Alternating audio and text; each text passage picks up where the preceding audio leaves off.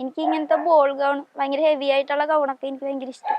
അപ്പൊ അതൊക്കെ അതായത് മറ്റേ മെഡ്ഗാലയിലൊക്കെ ആൾക്കാർ ഇട്ടോണ്ടിരുന്ന പോലത്തെ ഉടുപ്പാണോ? ഭയങ്കര ഇങ്ങനെ വിടർന്ന് നടക്കുന്ന ഉടുപ്പ്. അതൊക്കെ എനിക്കിഷ്ടം. അപ്പൊ അങ്ങനത്തെ കൂടുതലും ചെയ്യാനും ഇഷ്ടം.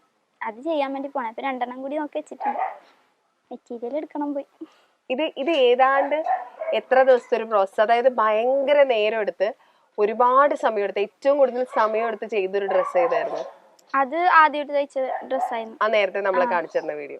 അതിന് എത്ര നേരം എടുത്തു? ഇപ്പൊ കാണിച്ചല്ല, ഒരു ബോൾ ഗൗൺ തയ്ച്ചിട്ടുണ്ടായിരുന്നു. അതിന് കുറെ നേരം എടുത്തു. ഇതൊക്കെ എനിക്ക് അധികം വേണ്ട. എന്നാലും ആവറേജ് അതിന് എത്ര സമയം എടുത്തായിരുന്നു? ഇത് പെട്ടെന്ന് കഴിഞ്ഞു. എനിക്കൊരു കല്യാണം ഉണ്ടായിരുന്നു. പെട്ടെന്ന് തുണിയെടുത്ത് പോയി തയ്ച്ചിട്ട് പോയത്. ഇതല്ലടാ നീ ആദ്യം തയ്ച്ച ബോൾ ഗൗൺ 1-2 മാസം. 2 മാസമൊക്കെ എടുത്താ? അത് തുണിയെടുത്ത് തയ്ച്ചു പകുതിയായിട്ട് തുണി എടുത്തോണ്ട്. അങ്ങനെ. ഓക്കെ. ഏറ്റവും കുറച്ച് സമയം കൊണ്ട് ചെയ്തതോ? ഈ ഉടുപ്പൊക്കെ. ഇതൊക്കെ എത്ര നേരം എടുക്കും തയ്ക്കാൻ? 1-2 മണിക്കൂർ.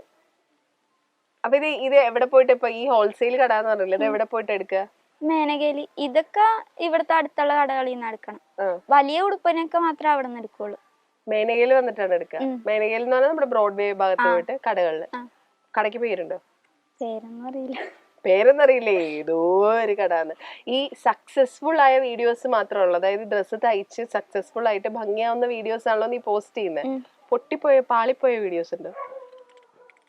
തയ്ച്ചിട്ട് നമ്മളൊരെണ്ണം കണ്ടു, തയ്ച്ചു, പക്ഷെ അത് പാളിപ്പോയി, അങ്ങനത്തെ സാധനങ്ങളുണ്ടോ? അങ്ങനെ അറിയില്ല, മനസ്സിലായില്ല. നമ്മളെ ഇപ്പൊ ഡ്രസ്സ് നീ ഒരെണ്ണം കണ്ടു, ഫോട്ടോ കണ്ടു, അപ്പോ പ്രിയ കണ്ടിട്ട് അത് ഇഷ്ടപ്പെട്ടു, അത് ചെയ്തു, അപ്പൊ അത് വിചാരിച്ച പോലെ തന്നെ വരുന്നതാണല്ലോ നമ്മൾ പോസ്റ്റ് ചെയ്യുന്നത് ഇൻസ്റ്റാഗ്രാമില്. ഇപ്പൊ ചില സാധനങ്ങൾ ഇപ്പൊ നമ്മൾ ചില ഇന്റർവ്യൂസ് നമ്മൾ എടുക്കുമ്പോൾ പൊട്ടിപ്പോവും. അതുപോലെ ചില ഡ്രസ്സുകൾ നമ്മൾ തയ്ച്ചിട്ട് അത് കറക്റ്റ് ആവാണ്ട് വരില്ലേ, അങ്ങനെ വന്ന് പാളിപ്പോയ സാധനങ്ങൾ ഉണ്ടാവില്ലേ? മനസ്സിലായോ? അങ്ങനെ ചെയ്തിട്ട് തെറ്റിപ്പോയ ഡ്രസ് ഉണ്ട്, അത് വീഡിയോ ഇട്ടില്ലായിരുന്നു. ആണോ? അപ്പൊ അതിന് കാശ് പോയില്ലേ? അപ്പൊ ഇതിനൊക്കെ എവിടെ നിന്ന് കാശ് കിട്ടുക? ഇപ്പൊ അച്ഛനാണോ? ഇല്ല, ആദ്യത്തെ ഡ്രസ്സിനുള്ള അച്ഛൻ തന്നു, പിന്നെ ഞാനിങ്ങനെ തയ്ച്ചു കൊടുത്തിട്ട് ആ പൈസ കൊടുത്തിട്ട് പോയി എടുക്കും. ഈ തയ്ച്ചു കൊടുക്കാന്ന് പറഞ്ഞാൽ ഇപ്പൊ നമ്മള് നോർമലി എല്ലാ തയ്യൽക്കാരും ചെയ്യുന്ന പോലെ തയ്ക്കോ, അതോ ഈ ഡിസൈനർ ക്ലോത്ത്സ് മാത്രമേ ചെയ്യുള്ളൂ? രണ്ടും ചെയ്യുന്നുണ്ട്. രണ്ടും ചെയ്യോ? എന്നിട്ട് ഏതാണ്ട് ക്ലാസ്സിൽ പോകുന്നില്ല എന്നൊക്കെ പറയുമ്പോ ഏതാണ്ട് എത്ര രൂപയുടെ പണി കുട്ടി ഒരു മാസം എടുക്കുന്നുണ്ട്? അങ്ങനെയൊന്നുമില്ല, അല്ല ക്ലാസ് പോകണ്ടെങ്കിൽ ഇരുന്ന് തയ്ക്കുന്നു എന്ന് പറഞ്ഞോണ്ട് ഞാൻ ചോദിച്ചതാ. 5000 രൂപയൊക്കെ കിട്ടായിരിക്കും. അപ്പൊ ഇവിടെയുള്ള ആളുകൾ തന്നെയാണോ തരുന്നത്? ഇപ്പൊ ഇൻസ്റ്റ ത്രൂ ഓർഡേഴ്സ് വന്നിട്ടുണ്ടോ?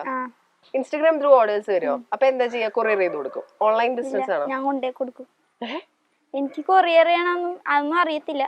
ഇനി പോയി സെറ്റ് ആക്കണം, ഓണൊക്കെ കഴിഞ്ഞിട്ട് അതൊക്കെ സെറ്റ് ആക്കണം. അപ്പൊ അതുവരെ ഞാൻ കൊണ്ടേ കൊടുക്കുക ചെയ്യണം. നേരിട്ട് കൊണ്ട് കൊടുക്കും? അപ്പൊ എങ്ങനെ പോകും? ബസ്സിന്. എന്നിട്ട് ടീ ഒക്കെ അവരുടെ നോക്കിയോ? ട്രാവലിംഗ് അലവൻസ് ഒക്കെ? ഞാൻ ചെയ്യട്ടെ, ഇപ്പൊ ഞാൻ സപ്പോസ് ഞാൻ ഒരു ഉടുപ്പ് ഇതുപോലെ കണ്ടിട്ട് അതിന് ഓർഡർ തന്ന ഏതാണ്ട് കൃഷ്ണപ്രിയ പറയുന്ന ഒരു റേറ്റ് എത്ര? ഏതാണ്ട് ഏത് റേഞ്ചിലാ ചെയ്തു കൊടുക്കുന്നത്? ഒരു സാധാരണ ഇതുപോലത്തെ ഒരു ഫ്രോക്ക് ആണെങ്കിൽ സ്റ്റിച്ചിങ് റേറ്റ് ഇതിനൊരു 300 രൂപയൊക്കെ.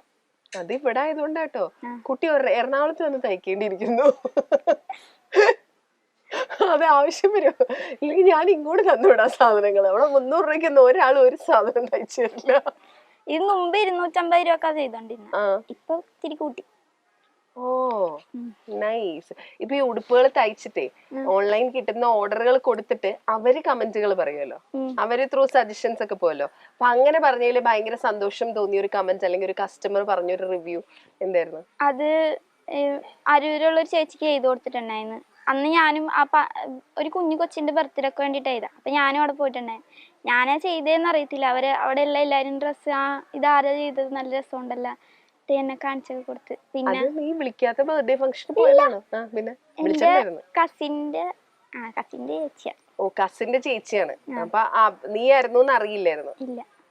അങ്ങനെ അവിടെ എല്ലാരും പറയൊക്കെ ചെയ്ത്.